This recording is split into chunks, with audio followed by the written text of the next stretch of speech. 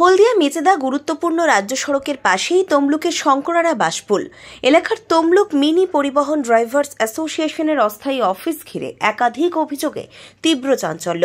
স্থানীয় বাসিন্দাদের অভিযোগ, ত্রিপল ঘেরা বাঁশের ছাউনি দেওয়া ওই অফিস ঘরের আড়ালেই দিনের পর দিন বেড়ে চলেছে অসামাজিক কার্যকলাপ। সন্ধ্যা নামলেই মদ্যপান, জুয়া ও সাট্টার আসর বসে বলে অভিযোগ। রাতের বেলা ফুটপাতের কিছুটা অংশ অন্ধকার থাকায় মহিলাদের বাধ্য হয়েই মেইন রাস্তায় ঘুরে যেতে হয়। যে কোনো মুহূর্তেই ঘটতে পারে বিপত্তি, এমনটাই আশঙ্কা করছেন এলাকাবাসীরা। স্থানীয় বাসিন্দা শান্তনু সাউ জানিয়েছেন, হাইড্রেন ও ফুটপাতের ওপর রাতারাতি গজিয়ে উঠেছে একাধিক দোকানঘর।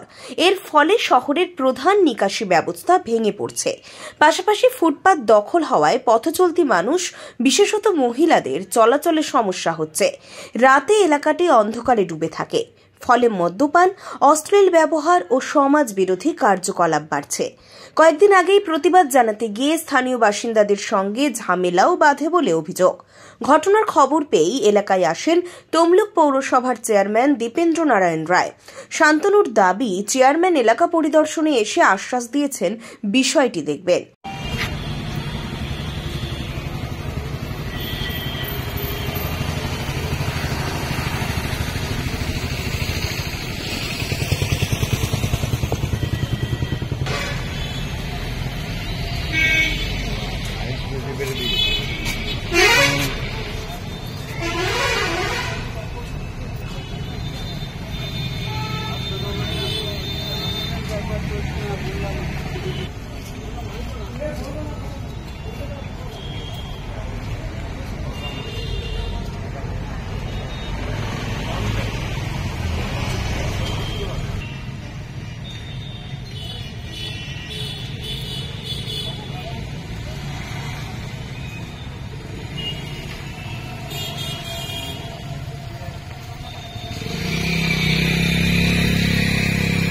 এখানে মেনলি সমস্যা হচ্ছে বলছে ড্রেনগুলোর উপরে এই দোকান বা পার্টি অফিসের নাম করে কিছু কিছু অবৈধ নির্মাণ হয়ে যাওয়ার ফলে ড্রেনগুলো ঠিকঠাক করে পরিষ্কার করা যাচ্ছে না বা পরিষ্কার হচ্ছে না। তারপরে সেকেন্ড থিং, আরেকটা জিনিস হচ্ছে, প্রত্যেকে এই খাবার দোকান বা এই যে পার্টি অফিসের নাম করে যেগুলো চলছে রাস্তার উপরে অবৈধভাবে দিনের বেলায় ওরা পেচ্ছাপ নানা রকম এগুলো করছে, ঠিক আছে? সেগুলো নিয়ে আমাদের এখানে নানা রকম সমস্যা হচ্ছে, প্রাকৃতিক পরিবেশের সমস্যা হচ্ছে। তারপরে এইসব উপরগুলো হচ্ছে ইলেকট্রিকের লাইটগুলো সব রাস্তার উপরে, আর এই রাস্তাটা হলো একটু অন্ধকার টাইপের রাস্তা হয়ে গেছে। তার উপরে যখন দোকানগুলো হয়ে যাচ্ছে সন্ধ্যেবেলা, ওই জায়গাগুলো পুরো অন্ধকার হয়ে যাচ্ছে, ওখানে নানা রকম অসামাজিক কাজ শুরু হয়ে গেছে। দিনের বেলা বা রাত্রেবেলা ওই রাস্তা দিয়ে যাওয়া যাচ্ছে না, প্রচুর বাইরের ছেলে আড্ডা মারে, এবং এই যে পার্টির ছাত্র চলায় বা নানা রকমভাবে যে দোকানদানিগুলো হচ্ছে সন্ধ্যাবেলা হলে নানা রকম আসর বসে যায় এখানে, এবং বাড়ির ছেলে মেয়েদের সবার বেরোতে নানা রকম অসুবিধা হচ্ছে। চেয়ারম্যান আপনাকে কি বললো? চেয়ারম্যান আমাদের খুব ভালো পরামর্শ দিলেন, যে উনি পার্সোনাল নাম্বার দিয়েছেন, যদি কোনো কারণে কোনো সমস্যা হয় উনি আমাদেরকে বলেছেন যে ফোন করতে। কারণ ভেরি রিসেন্টলি এখানে একটা বড় সমস্যা হয়ে গিয়েছিল, আমাদের পাড়া সবাই মিলে এখানে প্রতিবাদ আমরা করেছি, তার জন্যে উনি হয়তো এসেছেন, আমরা ওনার কাছে যথেষ্ট কৃতজ্ঞ। এই প্রসঙ্গে অবশ্য তৃণমূলের শ্রমিক সংগঠন আইএনটিটিইউসির শহর সভাপতি পঞ্চানন খামরুই জানিয়েছেন, অবৈধভাবে গড়ে ওঠা দোকানঘরগুলি ভেঙে দিলে তাঁদের পার্টি অফিস উঠে যাবে, এতে তাদের কোনো আপত্তি নেই।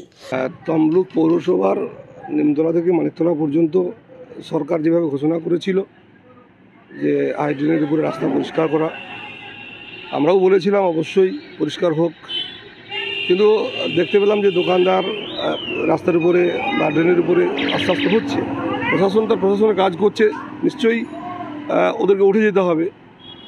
আইএনটিটিইউসির যে ড্রেনের উপরে যে অফিসটা আপনারা দেখেছেন, সরকার সিদ্ধান্ত নিয়েছে যেদিন সমস্ত দোকানদার উঠে যাবে, আইএনটিটিইউসি ইউনিয়নটা উঠে যাবে, অবৈধভাবে কোনোভাবে কোনো কিছু ড্রেনের উপরে থাকবে না। আর আমরা সেটা বলবো প্রশাসনের, আমি একজন শ্রমিক কর্মী হিসাবে বলবো, প্রশাসনের কাছে অনুরোধ করব যে আজকের আইএনটিটিইউসির অফিসটা করতে গিয়ে যারা বাধা বা বিপত্তি দিচ্ছে